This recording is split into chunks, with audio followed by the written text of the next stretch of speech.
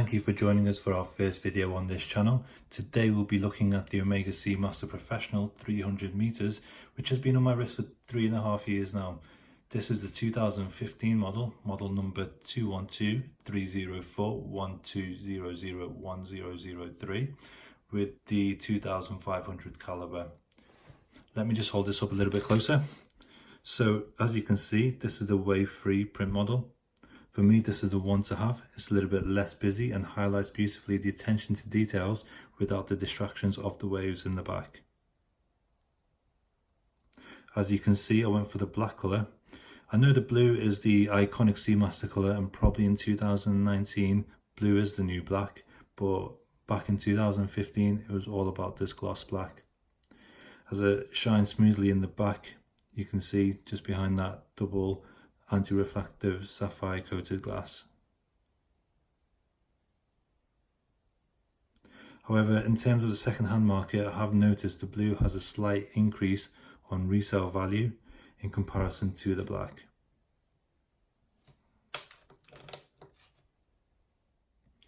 So in terms of packaging, this one came with the iconic red box. I have noticed some other people have had the wooden box given to them, but for me I prefer this one. This one's nice and compact and is the iconic red colour. Just like Rolex have their green colour, Omega's is the red. As you can see as well, when I open it, I did get the tags with it, unlike Rolex's these days. And I also got the manual, and with that I also got this pouch, which also has the warranty cards enclosed with it and the pictogram card. Let me show you this pictogram card here. It does say on this one a 3-year warranty. Nowadays though, the Omegas come with a standard 5-year warranty with them. So I'm just going to talk a little bit about the purchase experience when I brought this watch. So I got this one from an Omega boutique in Manchester, located within an Ernest Jones branch. The experience was sleek. I remember the white Snoopy was out at that time actually. It was the manual winder what put me off the Snoopy. If I knew what I did know now about that Snoopy watch, I'd probably be reviewing that watch right now instead of this, because I know that one's gone up incredible. It's gone up at least nearly 3-fold in price.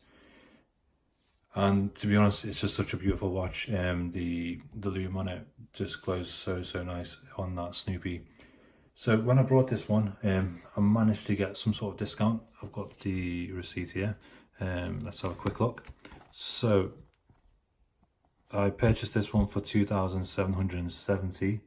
I did manage to get a 10% discount. For me, with Omegas, I think if it's not on sale or if it's not a limited edition piece, then you should be pushing for that 10% discount minimum. So yeah, they gave me 277 off at that time.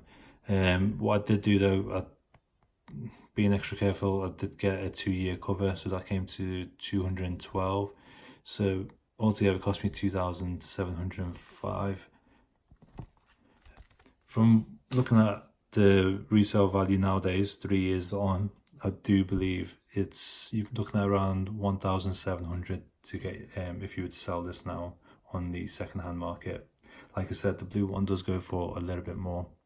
And I have noticed as well the limited editions, they go for a lot more. So for example, the James Bond editions or the Olympic editions, they tend to hold their value a little bit more. But then again, with some of them you do pay a bit more to start with.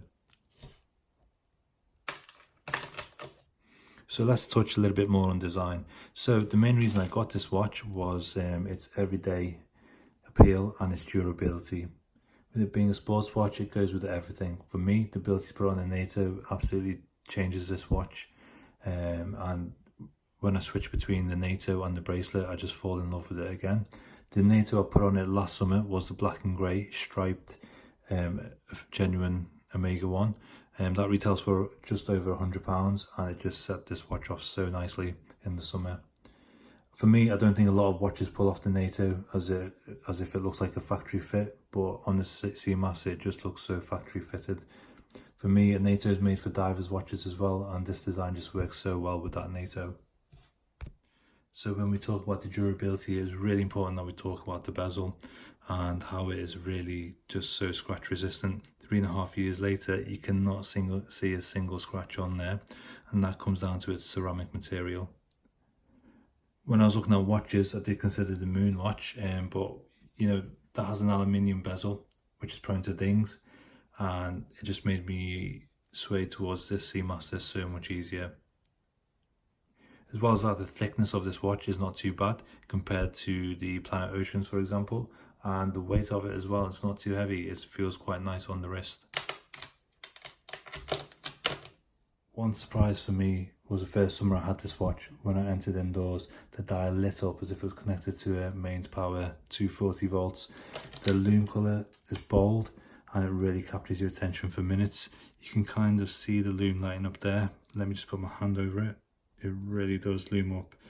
Now you can see it looms up in blue bar the minute hands, which looms up in green. Obviously it's not that much of a sunny day today, but when it is, that really does shine bright. Another surprise for me was the extendable clasp for when you wear a wetsuit. So let me just show you that.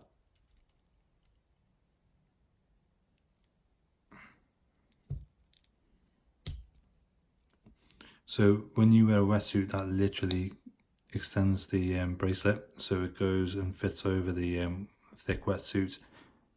I've never worn a wetsuit, but it's great to know that that feature is there. So as it is a diver's watch, it also has the helium valve, as you can see there. That helps maintain the 300 meter water resistance, and as well as that, we've also got the screw-in crown. Let me just screw that back in. What I would say about this crown though is it does dig into the hand. As you can see, I've got a dent around about there from where the crown has been touching my hand. Probably wouldn't be getting that on a Tudor P01, but you know what? I'd rather be wearing this than a P01 and take the dent anytime. Another great thing about this watch is the half links. So we have got the half links, as you can see there. It just gives you a more custom made fit when you come to get your bracelet size adjusted. So I think on my watch, I probably got one full link taken out and half a link, and it just sits so nicely when I wear it on the wrist. Let me just put it on for you now. Let me just close the extendable clasp as well.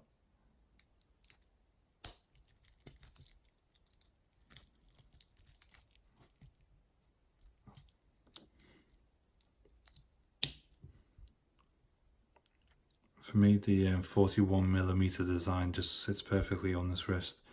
As you can see, that dent that I was talking about literally does line up with that crown. Also, one thing I love about this is the brushed finish. So as you can see, there's not really many marks visible from scratches. If I zoom in quite a bit, you may notice some there, but really the durability of this watch is really good. If this was a polished bracelet, what you'd find on the Rolexes, it would look completely different, a lot more used. But like I said, this watch, the durability is just so good on it.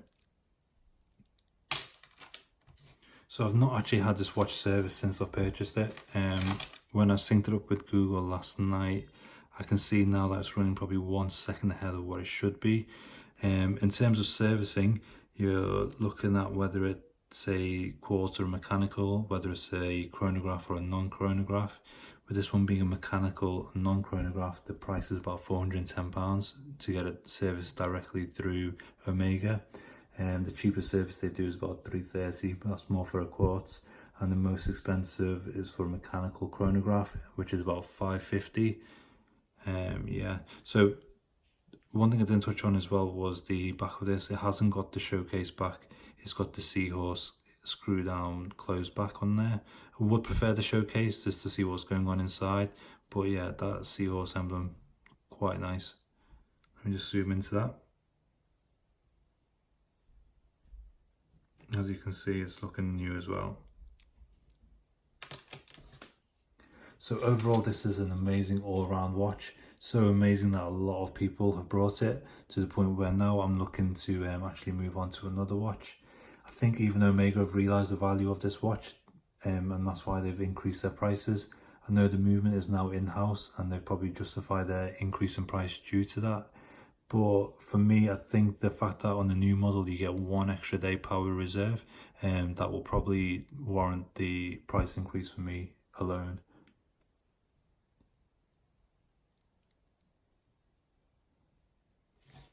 Other alternatives to this watch include the Breitling Super Ocean, which for me just lacks that characteristic, although the bracelet on that watch is pretty unique.